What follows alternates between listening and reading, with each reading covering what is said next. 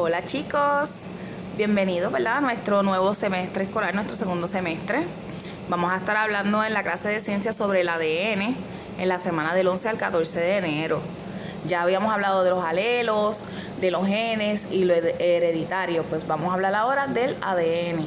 Por muchos años la estructura de la molécula de ADN fue una especie de rompecabezas para los científicos. En la década del 50, dos científicos dedujeron la estructura mientras realizaban experimentos con modelos químicos. Ellos ganaron un premio Nobel por ayudar a resolver ese rompecabezas. Las características hereditarias están determinadas por los genes y estos se pasan de una generación a otra. Los genes forman parte de los cromosomas, que son estructuras del núcleo de la mayoría de las células. Los cromosomas están hechos de proteínas y ADN. ADN significa ácido desoxirribonucleico.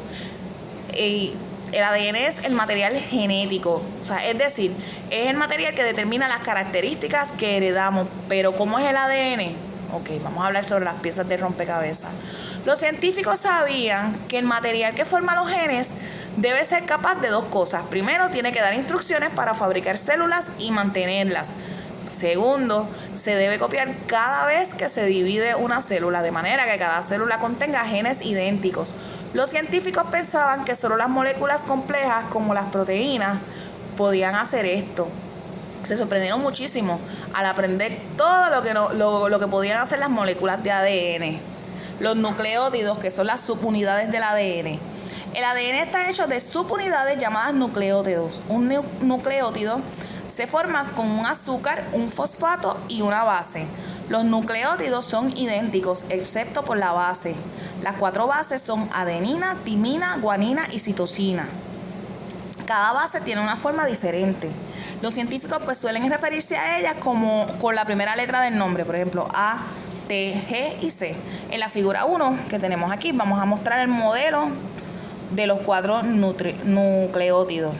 Aquí tenemos la adenina y la base A.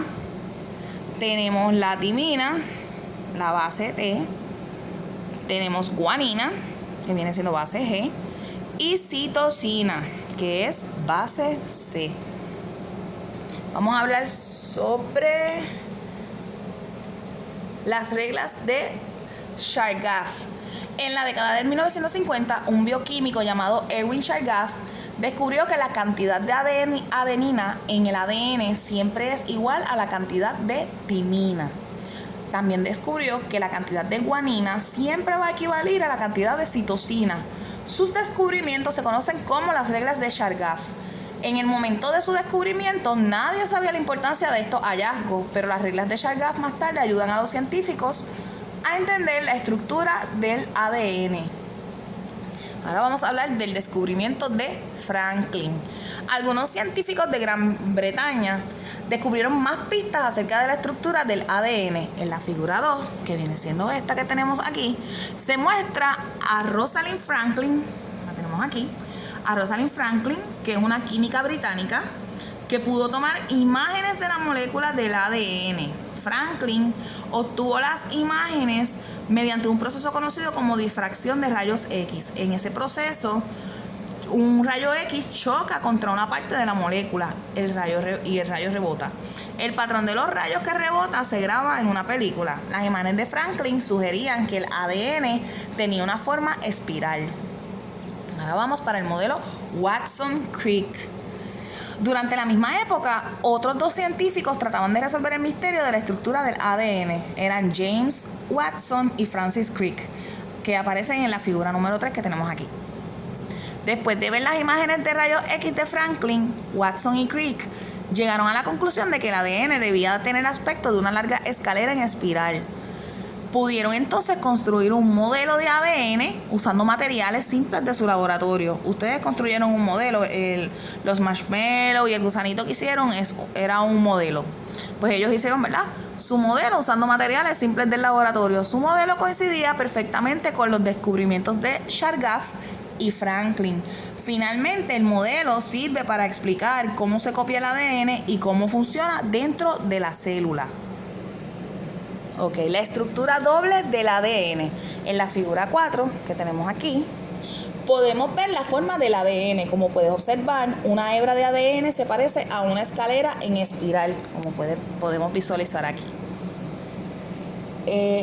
Esta forma se conoce como doble hélice. Ambos lados de la escalera están hechos de partes intercaladas de azúcar y fosfato. Los peldaños de la escalera, que vendrían siendo estas partes de aquí,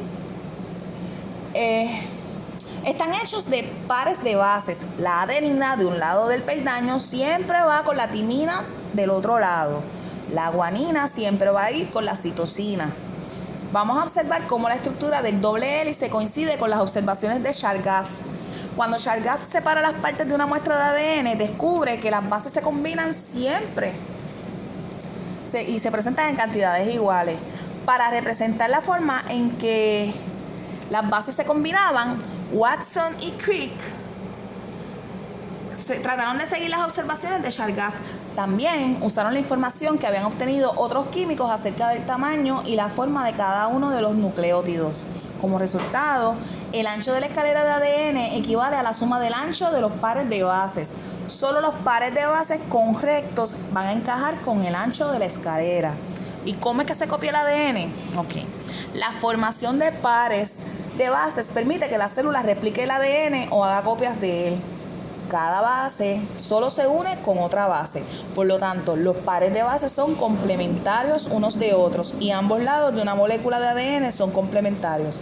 Por ejemplo, la secuencia CGAC se va a unir con la secuencia GCTG. O sea que sería citosina, guanina, adenina y citosina, ¿verdad?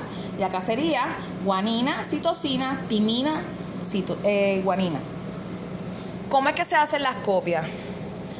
En la figura 5, durante la replicación de una molécula de ADN se va a dividir por la mitad, como la célula, donde se encuentran las bases. Las bases a cada lado de la molécula se usan como patrones para una nueva hebra.